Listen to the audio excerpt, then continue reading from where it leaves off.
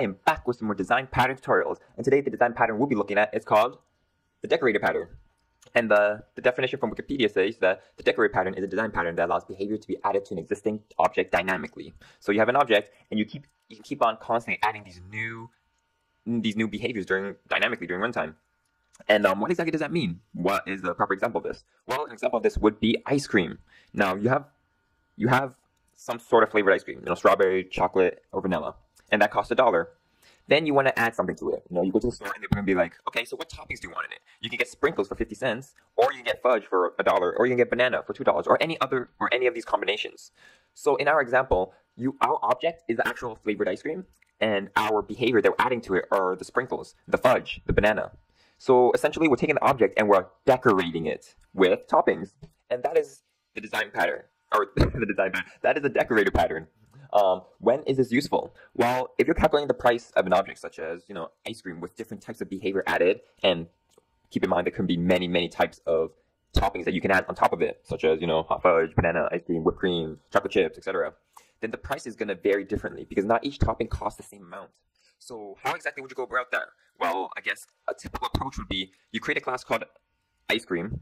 Let's say strawberry ice cream, and then, well, let's say the person is wanting topping. So we create a class called strawberry ice cream. That will cost $1.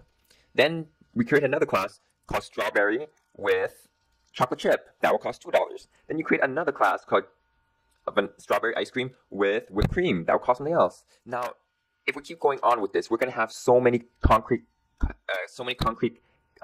classes with all the possible combination of toppings. Now that's going to be hundreds and hundreds of classes, depending on how many toppings you have. The decorator pattern is a nice way in order to really avoid such many creation of a subclass. Instead, it will separate it into two different classes, or two different components. One's called the concrete component, one's called the decorating component. And I guess without further ado, let's get started with the coding. Sorry about that noise, I just gotta drink water because my throat gets so dry from, making these videos. Okay, so what I did was I went ahead and I created folders for component, concrete decorator, and a decorator. Now, you don't have to do this because more or less, I am just doing this so it looks somewhat organized. So the first things first, let's create the most abstract. Let's create the abstract component, which will be, using our example, ice cream. We will just create a an abstract class. And if it doesn't lag, okay, public abstract. All right, we have that down. Now let's create the concrete components, which will be the types of ice cream. Well, what we're gonna have chocolate ice cream, and we're also gonna have what kind of ice cream is there? What are we doing? Okay, and we can also have vanilla ice cream.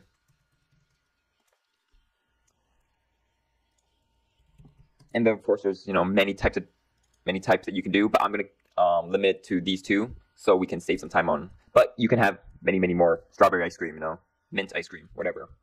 Okay, so according to this diagram, we have the component and we have the concrete component. Now we need to make that inherit from the component. So of course it is ice cream. Gotta also make that public. And then I need to create a reference to it because I have it in different folders like that. Same thing with vanilla, because it is indeed an ice cream. Okay, so now let's go ahead and create the decorator. Now, what is the decorator for us in our example? Well, it is the toppings on the ice cream, such as sprinkles. Well, those are the concrete, but it's generically seen as topping. So I'm going to go ahead and create that as an abstract class too. Next, we want to create concrete examples of toppings, according to this diagram again. So what are the examples? Well, one example would be fudge, like I talked about. Fudge. And then another type of topping would be sprinkle, which I'm not going to say, not appropriate for online. Sprinkle. Okay, and according to the class diagram also, now when we create the decorator pattern, or the decorator class, we forgot to inherit from the component. So that's what we have to do. Let's go back to decorator. We have to make this inherit from the ice cream. If I can spell properly. I apologize for this horrible spelling. I kind of woke up and my joints are, kind of stiff. Anyways, and then we have our concrete decorators inheriting from topping. Same with sprinkle. Okay, so far so good. Now we have everything we almost have. We have all the inheritance created, except we need to have a component. The decorator will have a component, will have a reference to the component. And I'm going to create this with the set and get. And I'm going to use it as a protected because I want it to be used in the subclasses. So here we have a reference to the most abstract class in the diagram, which corresponds here because it fits perfectly. What is next? Well, we need to define an operation. So what is the problem that we had at hand? Well, the problem that we had at hand was generating a price for each type of ice cream with different toppings, right? Because we don't want to create a subclass with a different name, such as strawberry with fudge. Oh, excuse me, chocolate with fudge, chocolate, or chocolate with sprinkles, because they're all going to have different prices. So what we're going to do is, from the very top, we are going to create an abstract method, and we are going to call it I guess the cost of how much it takes to make that ice cream with the decorators. Now we run it real quick. We should get a bunch of errors because we didn't. Good, perfect. Now we need to define the definition within its. Actually, now we have to actually implement these methods. No, not internal. So we have to implement the members in its subclasses, which gives us this whole diagram of it cascading downwards. You know, the operation. So far, we're just following the class diagram.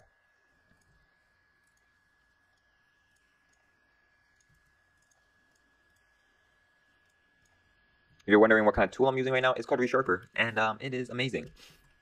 Okay, so also if you hear that weird fan noise, that's actually my CPU. I do apologize. I'll try and get that fixed in future tutorials.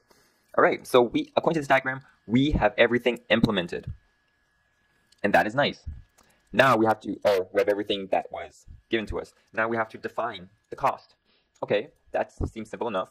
What we want to do is we want to return how much does a chocolate ice cream cost? Let's say it's $1.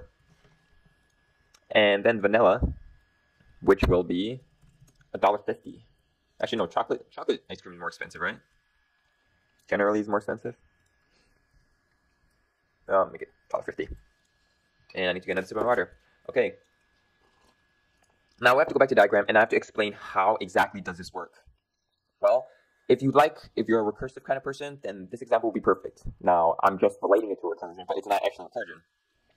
So the concrete component would be your base case, because it is not pointing to anything. You know, this is where we get our base amount. Our decorator, on the other hand, keeps on pointing to a component. Now, that component that it's pointing to could be another decorator, or it could be another concrete component. We don't know what. But what we do know is that no matter what, it will always have a price. So when we're creating the operation here, what we do is we're gonna invoke the operation on the very top. So you're probably kind of confused right now. So we're gonna take a direct example. Because we have a reference to ice cream, then in our toppings, when we define our class, we will say, oh, well, the price of this topping will be 50 cents, plus it will also be the price of ice cream that it's holding a reference to, plus its cost. Because what we have is, it doesn't matter what it's pointing to, whether it is a decorator again or another concrete component. It will always have that method operation. So we're going to, in a way, recursively call again and again and again until it hits the base case, which is our concrete component. Because if we go back to our definition of a concrete component, it just returns $1.50 or returns $1. However, in the decorator, we keep recursively calling, or not recursively, mind you, I'm using an example or analogy in order to explain this, but it kind of keeps recursively calling on itself to get the new price. So we're going to do the exact same thing for here. We're going to return, let's say it's 25 cents. Plus, we have to call recursively, not recursively again, but we have to call whatever is ahead of them. So, what was it? Oh, sorry, ice cream. All right. So if it doesn't make sense yet, for sure it will when I write out the code in the program.cs file, because then a beautiful diagram comes in place. Next we have to take care of is how do we set this ice cream? Because if you think about it, it's going to be null this entire time. Well, what we're going to do is, when we're going to create the object, we're going to pass the object that we're decorating. So here, we will create a constructor, and we will call it Oh well, you have to call it constructor by its name. We'll pass it in an ice cream type version. And remember, an ice cream is the very top, most abstract thing we have. So we could be passing in a concrete component or a decorator. Doesn't matter. And then we set it to ice cream. And then here in our subclasses, we are gonna actually just create the constructor and just pass it in. Not gonna do anything underneath it afterwards. And then same with the sprinkles or sprinkle. Right, so we have everything implemented finally. So let's go ahead and write the program or the code for it. And if you don't understand it yet, you will after this, because the decorator pattern is not a very easy pattern to understand. But once you see it in action and running, then it is very simple, and it's like a light bulb pops in your head. So I'm gonna create a new ice cream, something very abstract, and I'm gonna have it be looking at ice cream. Okay, because we want to keep the most abstract view as possible. Next, what we want to do is we want to decorate it. So I'm going to decorate it with sprinkle. And I'm also going to decorate it with fudge.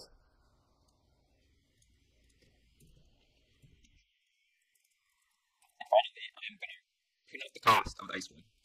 And then have a read key. Now, if you can see what I'm doing, then it is amazing. Actually, let's run it. So how much is chocolate ice cream? Well, it's $1.50 plus fudge, which is, actually let's go sprinkle first, which is $2, and they'll give us $2.25.